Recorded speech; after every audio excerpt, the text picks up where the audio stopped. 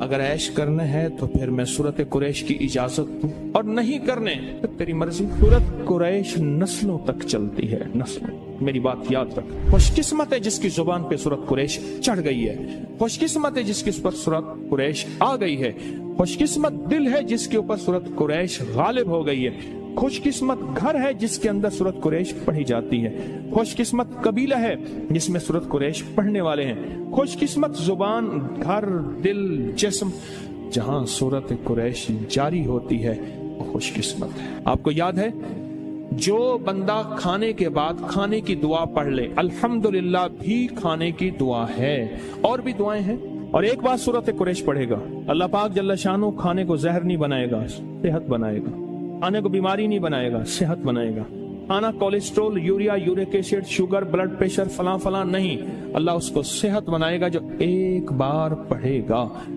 اور اس کھانے سے جو طاقت ملے گی اللہ اس کو نور، نورانیت، روح، روحانیت، عبادت میں خرچ کرائیں گے جو ایک بار پڑھے گا،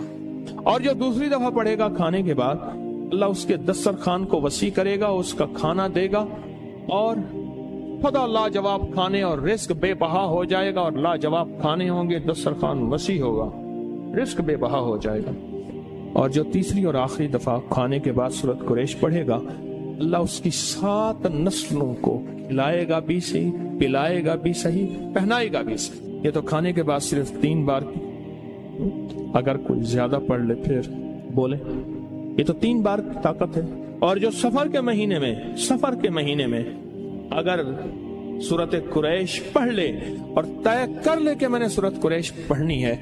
اس کی طاقت نسلوں میں چلتی ہے، نسلوں میں چلتی ہے، نسلوں میں چلتی ہے، نسلوں سے غربت، نسلوں سے فقر، نسلوں سے فاقے، نسلوں سے فقیری،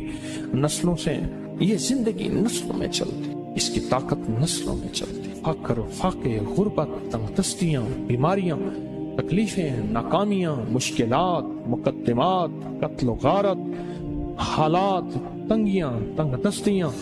اس کی طاقت نسلوں میں چلتی ہے۔ یہ چیزیں ان سے نسلوں سے ختم ہوتی ہیں۔